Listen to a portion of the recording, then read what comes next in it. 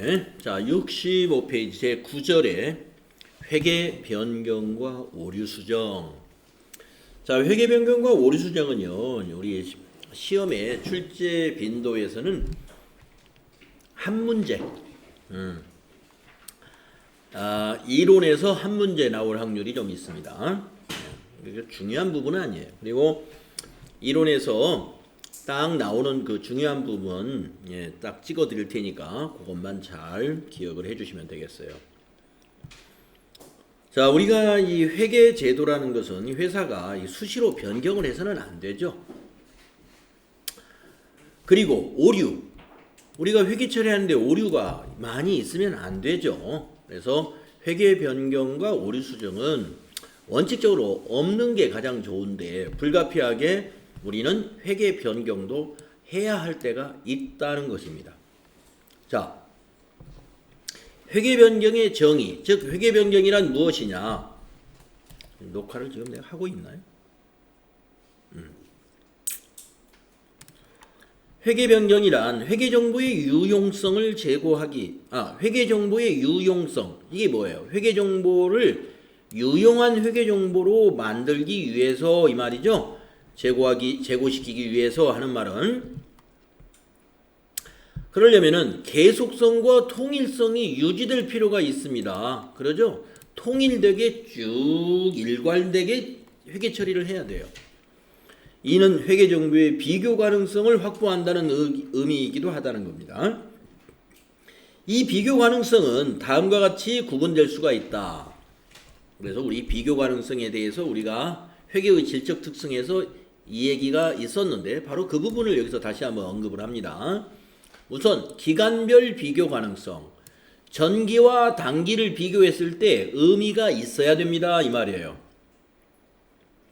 기업의 재무 상태 또는 재무 성과 및 재무 상태 변동의 기간별 추세 비교가 가능해야 되는데, 전기와 단기 또는 3년 전, 4년 전 거하고 이렇게 어떤 변화 추세를 우리가 비교하려면 그 비교한 기간이 3년이든 2년이든 간에 그 기간 안에 뭐가 같아야 돼요?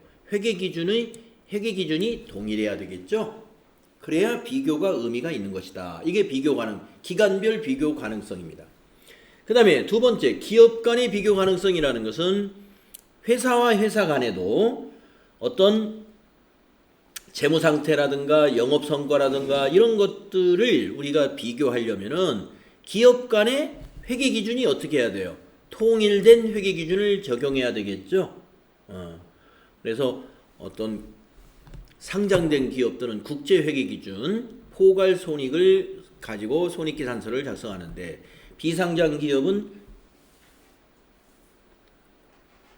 기업 회계 기준으로 회계 처리하죠. 이와 같이 회계 기준이 서로 다르면 직접 비교하는 것은 기업 간의 비교 가능성이 의미가 없다. 이런 얘기입니다. 그래서 이 기간별 비교라든가 기업 간 비교에서 우리가 중요한 것은 계속성을 유지해야 되는데, 우리가 거기에서 우리가 회계의 변경은 중요한 것이다. 회계의 변경이 여기서 필요하다는 것이 아니라 가급적 통일되게 유지해라, 이걸 얘기하는 거예요. 자, 그럼에도 불구하고 우리는 회계의 변경이 있을 수밖에 없는데 어떤 경우냐 이거예요. 이와 같이 세 가지 경우다 이거예요. 합병, 사업부의 신설, 대규모 투자, 사업의 양수나 양도, 이런 것이 있거나, 동종산업에 속한 대부분의 기업이 채택한 회계 정책을 우리는 안 썼어요. 또는 일반 기업 회계 기준이라든가 상장 기업 같으면은 국제 회계 기준이 새로 개정이 됐다든가, 이렇다면 우리가 회계 변경이 정당화될 수도 있다, 이런 얘기입니다. 자, 그러면 이 부분을 먼저 읽어볼까요? 자, 회계 변경 사유, 이게 제일 중요합니다. 1, 2, 3. 이런 경우에는 회계 변경의 사유가 될 수 있다. 요 세 가지, 그걸 기억을 하는데, 자, 핵심은 이거예요. 그러나 한번 읽어보고 가겠습니다. 회계 변경은 회계 정보의 비교 가능성을 훼손할 수 있으므로 회계 변경을 하는 기업은 반드시 회계 변경의 정당성을 입증해야 한다. 그러나 회계 기준 재정기구가 새로운 회계 기준을 제정하거나 개정하는 경우에는 이익 조정을 위한 자의적인 회계 변경의 의지가 없으므로 회계 변경의 정당성에 대한 입증을 필요로 하지는 아니한다.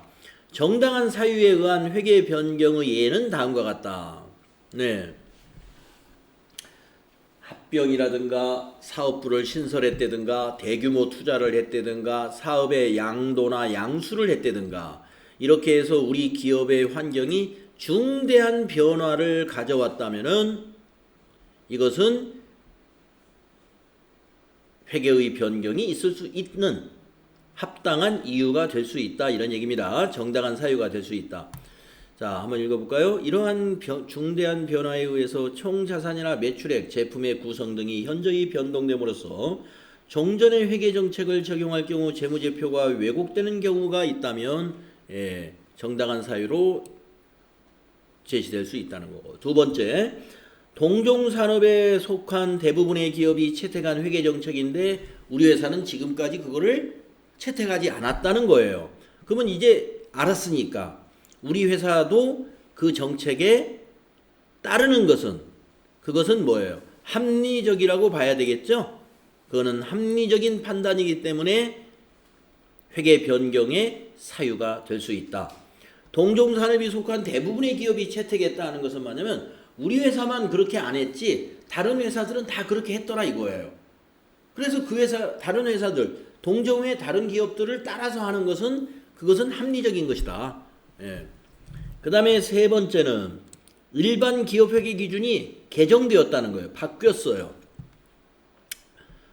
또는 기존의 일반 기업 회계 기준에 대한 새로운 해석에 따라 회계 변경을 하는 경우. 그래서 여러분은 이제 시험 문제가 나오면 이렇게 나올 거예요. 회계 변경 사유로서 회계 변경의 정당한 사유로 볼 수 없는 것은 이렇게 하고 1번, 2번, 3번 넣고 그 다음에 하나를 뭔가를 넣어 놓을 겁니다. 그걸 찾아내면 되겠다. 하나 넣을 만한 것으로 이런 보기를 선생님들이 많이 쓰겠죠. 보기로 이걸 넣을 거예요. 세법 규정을 따르기 위해서 회계를 변경했다. 세법을 따르기 위해서 회계를 변경하는 것은 우리가 언뜻 생각할 때 세법대로 하는 게 맞잖아. 네, 그것은 세무회계에서는 세법대로 하는 겁니다. 하지만 지금 여기서 말하는 회계 변경은 재무회계를 얘기하는 거예요. 세무회계에서는 당연히 세법대로. 그러나 지금 우리는 재무회계입니다. 재무회계에 있어서는 세법 규정에 따라서 회계 처리하지 않아요. 물론 일부는 세법 기준, 나중에 조정이 될 거기 때문에 세법에 맞추어서 하기도 하지만 이것이 정당한 사유는 될 수 없습니다. 그래서 세법의 규정에 따르기 위해서 회계 변경하는 것은 정당한 회계 변경으로 보지 않는다는 것. 요거 잘 기억하세요. 그 이유는 세무보고의 목적과 재무보고의 목적이 서로 다르다는 겁니다. 서로 목적하는 바가 달라요. 세법은 우리가 세금을 납부하기 위한 회계이죠. 세무회계는. 그러나 재무회계는 우리가 의사결정을 유용하게 하기 위한 것이죠. 회계 변경이 반드시 재무회계 정보의 유용성을 향상시키는 것은 아니다 이겁니다. 세법이라는 것이 반드시 재무회계의 유용성을 향상시키는 쪽으로 세법이 개정되거나 만들어지는 것은 아니다 이거예요. 또한 이익 조정을 주된 목적으로 한 회계 변경은 정당한 회계 변경으로 보지 않는다. 이건 너무나 당연하겠죠. 이익 조정이 뭐예요? 이익을 부풀린다든가 또 반대로 세금을 조금 낼 목적으로 이익을 줄인다든가 이런 것들은 당연히 누가 봐도 정당한 회계 변경이 아니랄 것이다. 보기가 이런 보기 나오면 이게 아니다 이렇게 찾으시면 되겠습니다. 다음 페이지 가시면 회계 변경의 유형이라고 나오는데요. 자, 회계 변경에는 크게 정책의 변경, 추정의 변경으로 구성이 된다. 요게 또 핵심입니다. 자, 회계 변경이 뭐가 있다고요? 두 가지로 구분되는데 정책의 변경 좀 무겁죠. 정책의 변경은 좀 무거워요. 추정의 변경 좀 가벼운 겁니다. 네. 자, 정책의 변경은 좀 무겁다고 생각하면 돼요. 아주 중요한 변경이라고 보시면 되고 추정의 변경은 좀 가볍다. 이 말은 아주 중요한 변경은 아니라는 겁니다. 그래서 그 중요도에 따라서 정책의 변경이냐 추정의 변경이냐 이것을 물어보는 문제 잘 나와요. 예. 그래서 어디에다가 여러분이 밑줄을 그어놓을 필요가 있냐면은 회계 정책의 변경의 사례, 요 사례 여기에 하나, 둘, 요거 밑줄 그어 놓으세요. 자, 정책의 변경에 해당되지 않은 것 또는 정책의 변경에 해당되는 것을 찾아라. 이게 아마 해당되는 것 찾으라고 많이 나올 거예요. 회계 정책의 변경에 해당되는 거. 그러면은 정책의 변경은 딱 두 가지입니다. 재고자산 평가 방법. 이게 뭐가 있어요? 선입선출, 후입선출, 총평균법, 이동평균법에 따라서 단가를 결정하죠. 이게 굉장히 중요한 거예요. 왜냐하면 이걸 어떻게 변경하느냐에 따라서 자칫하면 회사의 이익이 막 조정되기 때문에 그렇습니다. 그래서 이거는 회계 정책의 변경으로 봅니다. 그 다음에 두 번째, 유가증권의 취득단가 산정 방법.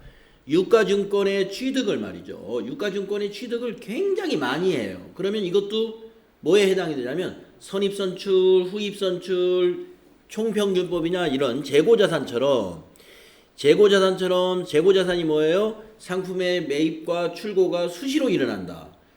또 유가증권도 주식의 또는 유가증권의 취득과 처분이 수시로 일어나요.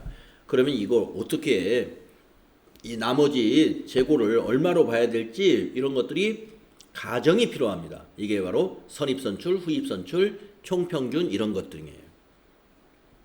네, 이 두 가지는 정책의 변경으로 본다는 거 기억하시고 그 다음에 밑에 와서 추정의 변경의 사례 이거 아니군요. 요거 사례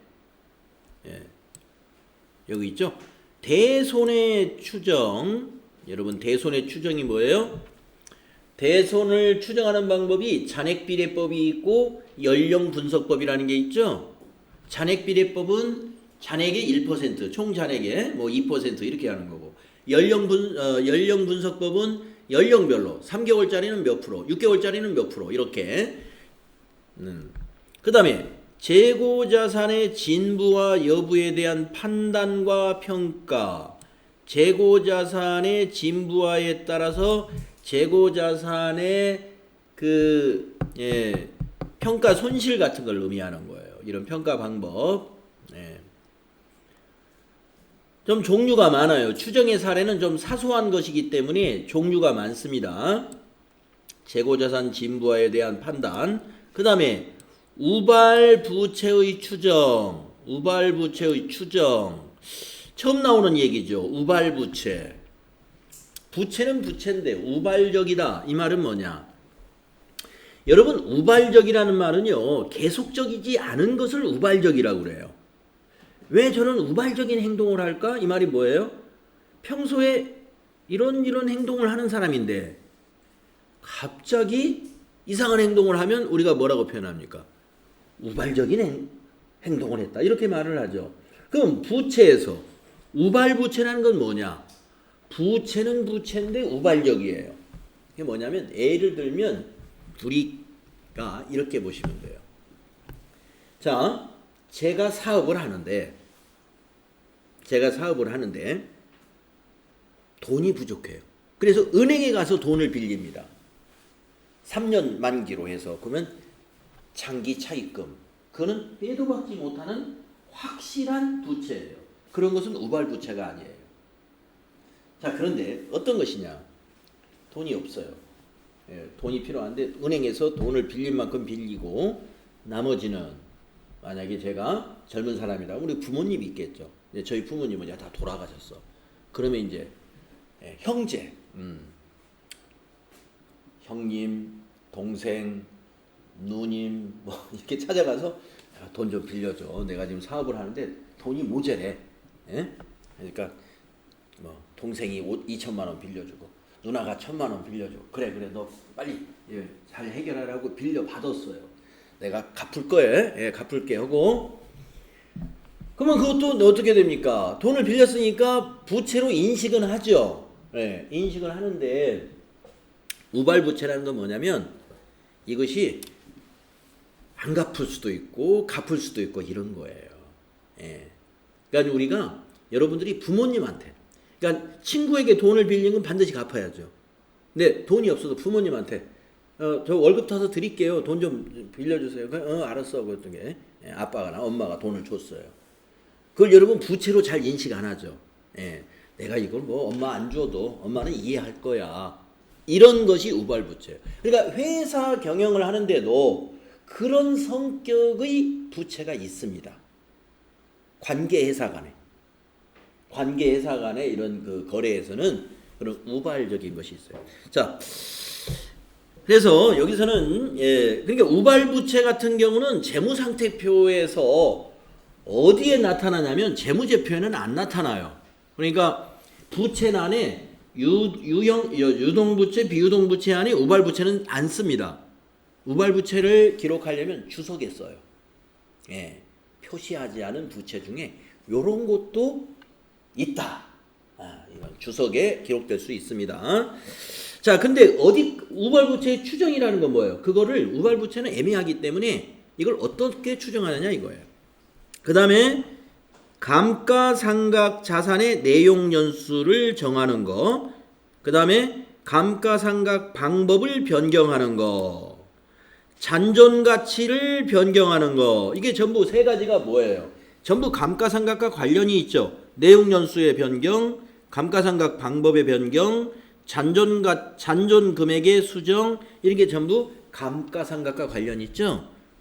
그래서 여러분, 자, 감가상각하고 대손하고 관련되는 거, 그 다음에 우발부채, 요 정도로 한번 기억을 해보세요. 대손하고 감가상각하고 우발부채 관련되는 거, 이게 뭐예요? 좀 변경 중에서는 좀 약한 거, 추정의 변경. 약한 것은 추정의 변경, 강한 것은 정책의 변경. 강한 것에는 재고자산 평가 방법, 유가증권의 취득단가 산정 방법. 이 산정 방법에는 선입선출, 후입선출, 총평균 이런 것들이 개념이 들어있는 거예요.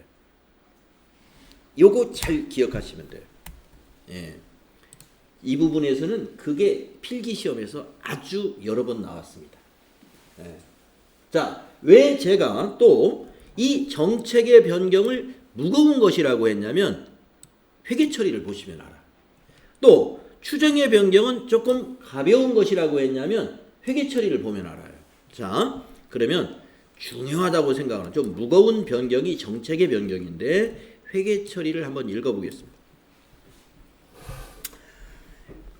변경된 새로운 회계 정책은 소급하여 적용한다. 소급 적용, 요거 잘 기억하세요. 여러분, 소급 적용이라는 건 뭐냐면 전기끝까지 고쳐라 이거예요. 전기끝까지 고쳐라. 소급 적용. 그래서 정책의 변경을 했을 때는 회계 처리를 어떻게 한다? 소급 적용한다. 전기 또는 그 이전의 재무제표를 비교 목적으로 공시할 경우에는 소급 적용에 따른 수정사항을 반영하여 재작성하라. 이렇게 되어 있습니다. 비교 재무제표상의 최초 회계기간 전에 회계기간에 대한 수정사항은 비교 재무제표상 최초 회계기간의 자산부채 및 자본의 기초금액에 반영한다. 또한 전기 또는 그 이전 기간과 관련된 기타 재무정보도 재작성한다. 자, 밑에 있는 요 긴 문장 전체적으로 보면 재작성이죠. 재작성한다. 소급 적용한다. 요 부분을 기억하세요. 정책의 변경은 소급 적용이다. 즉 제작성을 의미한다. 전기 것을. 또 비교가 3년치면 3년치 다. 자, 그러면 추정의 변경. 아까 추정의 변경하면 대손이라든가 감가상각 관련되는 것, 그 다음에 우발부채 뭐 이런 것들이다. 또 뭐 재고자산의 진부와 재고자산 관련되는 거.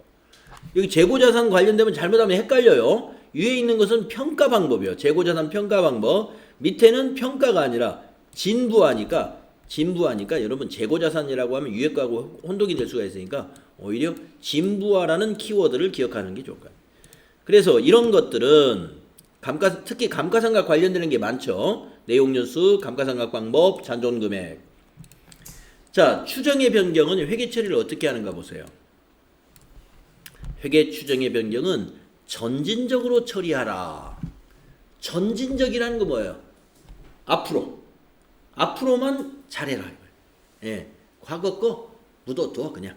예, 앞으로 우리 잘하자. 이게 전진적이에요. 그래서 회계 추정은 전진적으로 처리한다는 말 뭐냐? 그 효과를 당기와 당기 이후의 기간에 반영해 버려라 이겁니다. 예, 전기가 뭘 잘못됐어. 아니 그냥 단기에 반영을 해. 전기 건 안 고쳐.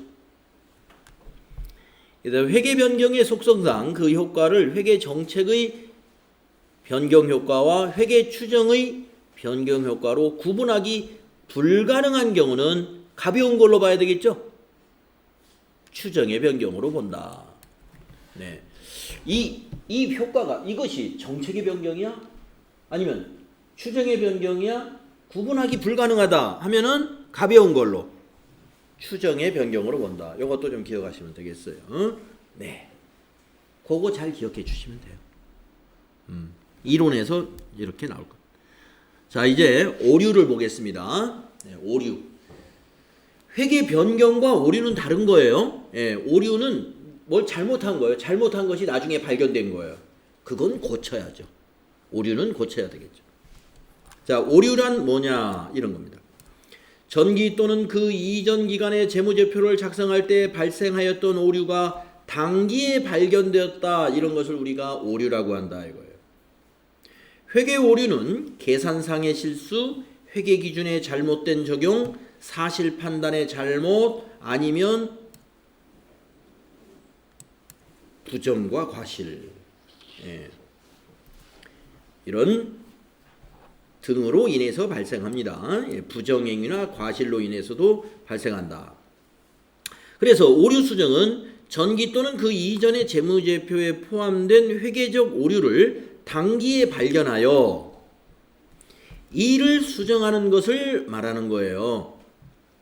중대한 오류는 재무제표의 신뢰성을 심각하게 손상할 수 있는 매우 중요한 오류를 말하는 것이고, 오류 수정은 회계 추정의 변경과 구별이 된다.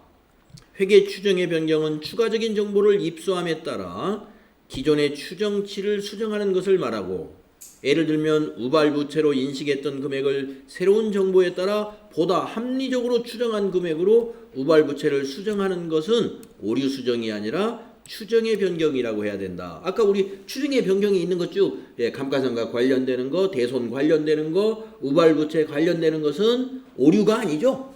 추정의 변경이에요, 그거는. 네, 그래서 지금 여기서 말하고 하는 것은 오류 수정과 추정의 변경은 다른 것이다. 네, 그런 얘기입니다.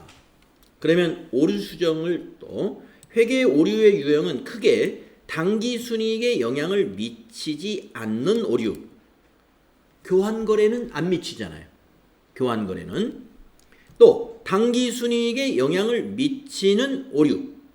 이거는 혼합거래나 손익거래는 당기 순이익에 영향을 미치는 거죠. 예, 그런 걸로 구분해서 볼 수 있다. 그러면 당기 순이익에 영향을 미치지 않는 오류는 어떤 것이냐? 당기 순이익에 영향을 미치지 않는 오류를 일명 계정분류 오류라고도 한다 이거예요. 즉 재무상태표 계정 과목 상호 간의 오류 또는 손익계산서 계정 과목 상호 간의 오류다. 그렇군요. 손익거래라 하더라도 손익거래라 하더라도 이게 손익에 영향을 미치지 않을 수가 있어요. 예. 계정과목 상호간의 오류니까 예를 들어서 복리후생비가 아닌데 그것이 만약에 적대비인데 복리후생비로 잘못 잡았네? 그런 것은 손익계산서의 계정과목 상호간의 오류를 범했죠. 그러나 이익은 당기순이익에 영향은 없죠. 예. 그래서 재무상태표 간의 교환 거래이거나 아니면 손익거래라 하더라도 그 오류가 계정과목 간의 오류다 하는 것은 당기순이익에 영향을 주지 않는다 이 말입니다. 두 번째, 당기순이익에 영향을 미치는 건 뭘까요?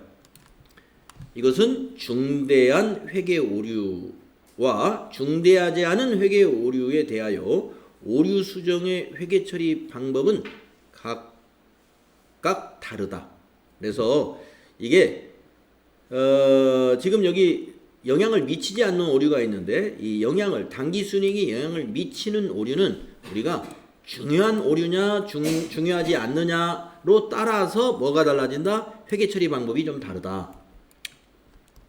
그러면 당기에 어떤 것이 중대하지 않은 오류인가 볼까요? 먼저 1번은 중대하지 않은 오류. 당기에 발견한 전기 또는 그 이전 기간의 오류는 당기 손익계산서의 영업의 손익 중 전기 오류 수정 손익으로 보고한다.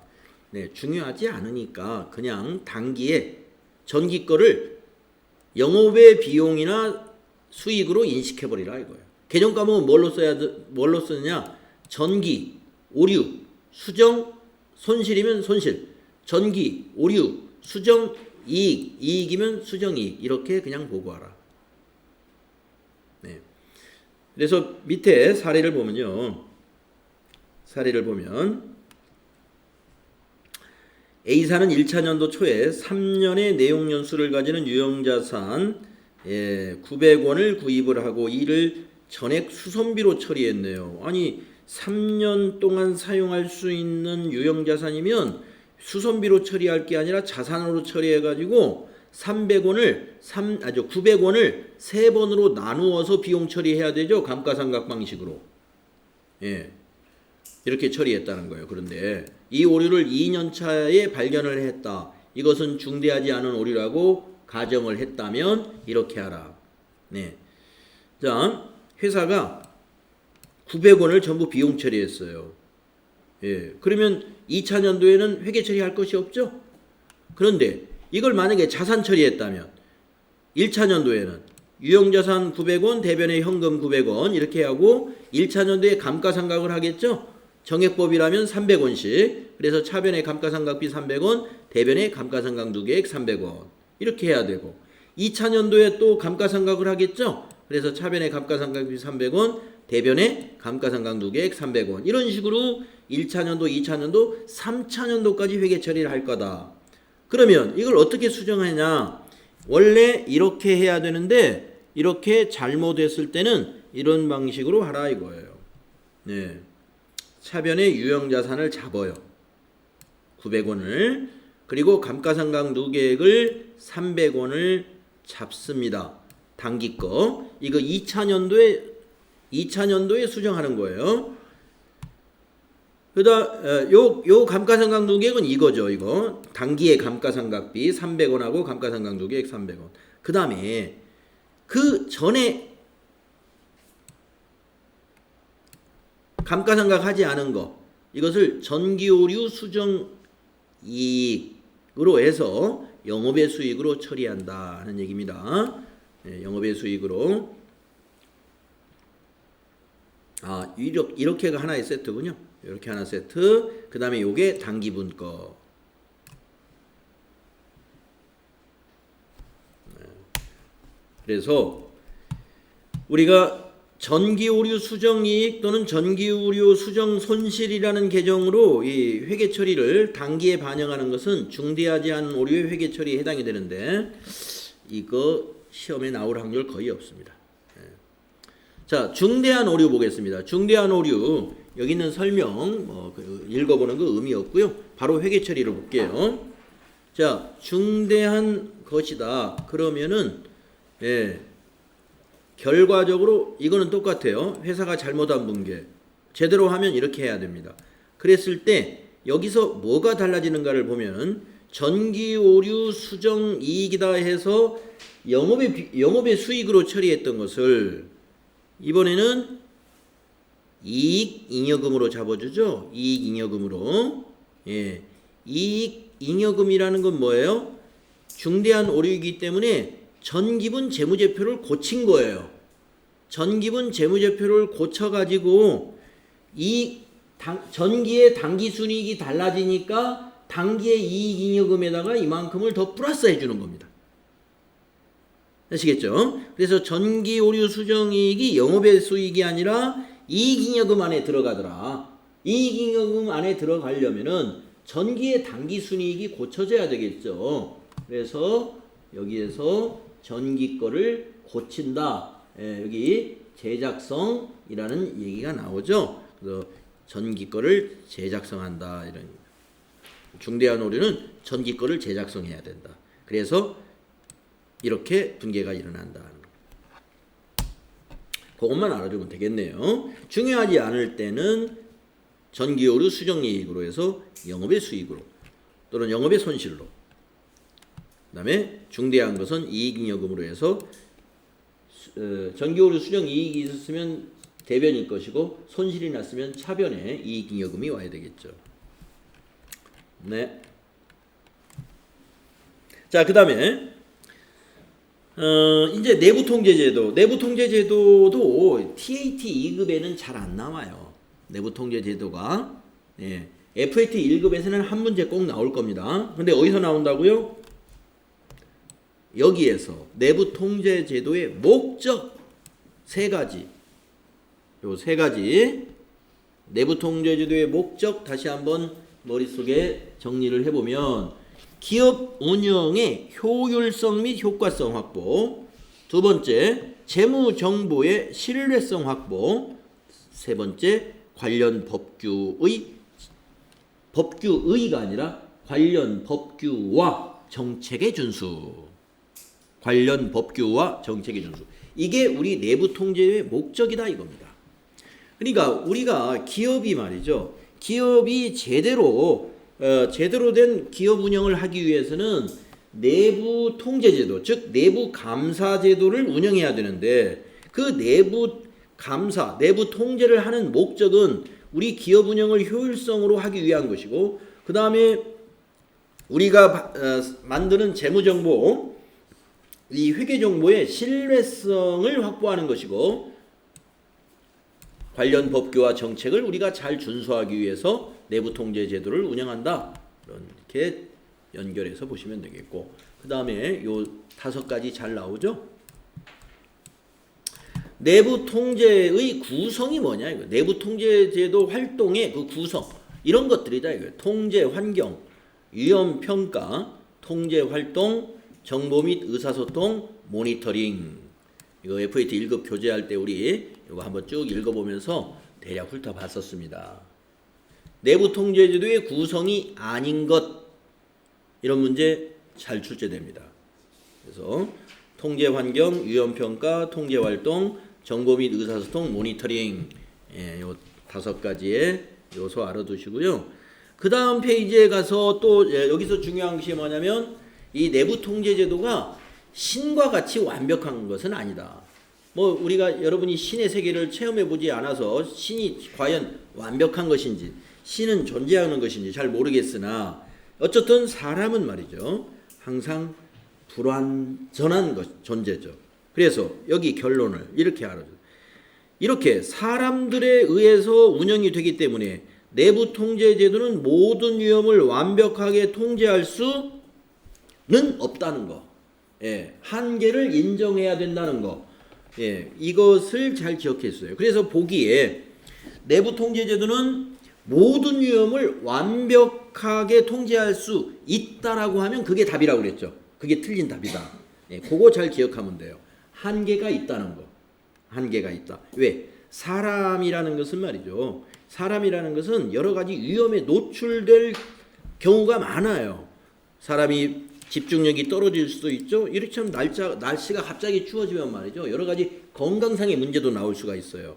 피로, 예? 피로 같은 거, 건강 문제 이런 것도 있고, 판단 착오, 예. 특히 이제 남성들 같으면 술을 많이 먹으면 어떻게 됩니까? 판단 착오가 일어나가지고 실수 많이 하죠. 예. 그래서 뭐 범죄가 이 술자리에서 많이 일어나는 거예요. 그래서 우리가 기업들이 좋은 취지로는 우리가 접대한다 그러지만 접대라는 게 사실 뭡니까? 안 되는 일을 되게 만들려고 상대방이 거래처일 수도 있고 어떤 이익관계에 있는 상대가 있을 수 있어요. 그런 사람들을 술을 먹여가지고 판단이 흐려지게 했을 때 이게 섭외를 한다 이거예요. 그래서 우리가 결국에 모든 것은 사람이 하기 때문에 사람도 이러한 부주의와 피로와 판단 착오가 항상 노출될 수 있다. 따라서 완벽하진 않다. 요거를 기억하셔라 이거예요. 자, 내부 회계관리제도. 이거는 뭐예요? 내부 회계관리제도는 회사 내의 내부 통제제도의 하나의 일환이라는 거. 예. 그러니까 내부 회계관리제도가 내부 통제제도보다 큰 개념은 아니라는 것을 기억하세요. 예. 여기 그러니까 이 문장을 기억하라 이거예요. 내부 통제제도의 일부분이다. 일부분. 그러니까 거꾸로 이해하면 안 돼. 내부 회계관리제도가 내부 통제의 일부이지 내부 통제가 내부 회계제도의 일부는 아니다. 이게 내부 통제가 더 위에 있는 개념이에요. 그렇게 알아두시고, 그러면 내부 회계관리제도는 왜 하느냐?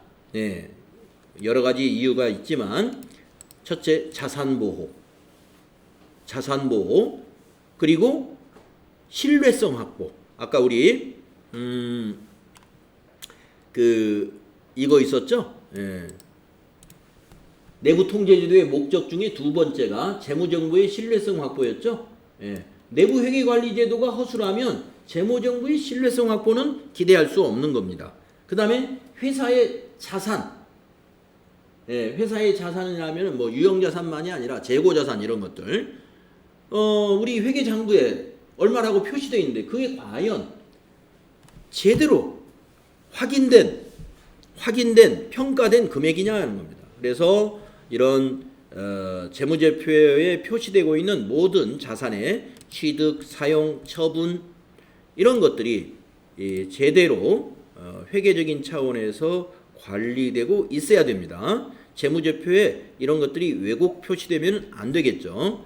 그래서 자산의 보호는 그런 의미다. 그 다음에 부정의 방지입니다. 예, 우리가 이제 그 높으신 회사에 큰 회사에 돈 많으신 회장님들이 이렇게 감옥에 가는 걸 보면은 상당히 무슨 다른 이유도 있는 경우 있지만 대부분의 큰 화제거리에 휘말린 분들은 보면은 다 회계 부정이에요.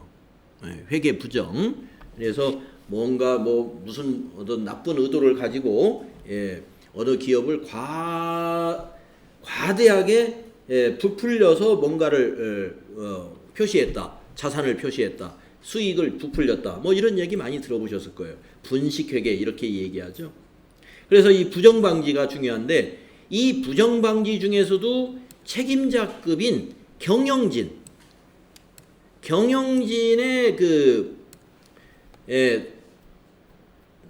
권한 남용의 위험 이런 것들을 뭐랄까요? 통제할 수 있는 그러한 장치나 제도가 없으면 매우 큰 중요한 취약점으로 분류될 수 있어요. 그래서 내부 회계관리제도가 잘 되어 있는 기업이다 그러면 이 경영진의 권한 남용을 제대로 피할 수 있는 경영진이 함부로 권한을 남용하지 못하도록 하는 그런 제도가 잘 마련되어 있어야 된다는 거죠.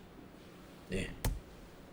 그래서 뭐 여러분 한국공인회계사 저기 회계 시험 접수하는 사이트에 가면 회계가 바로 서야 경제가 바로 선다 뭐 이런 표현이 있죠. 굉장히 거창하지 않습니까? 예. 그런 취지에서 그래서 여기도 내부 고발자의 보호가 있어야 된다. 이런 것들도 부정 방지가 우리 기업 내에서 우리 회사에서 부정이 보여. 근데 자신 있게 그거 고발할 수 없는 경우 많이 있죠.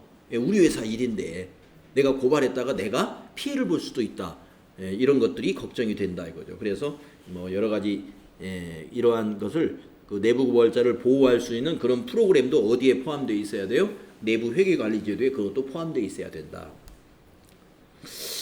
자, 나머지는 아주 자세히 설명한 거예요. 제가 보기에 그 뒤에 있는 내용 이것까지 우리가 읽어봐야 되겠느냐? 저는 그럴 필요는 없다. 내부 통제는 거기까지만 알면 되겠다.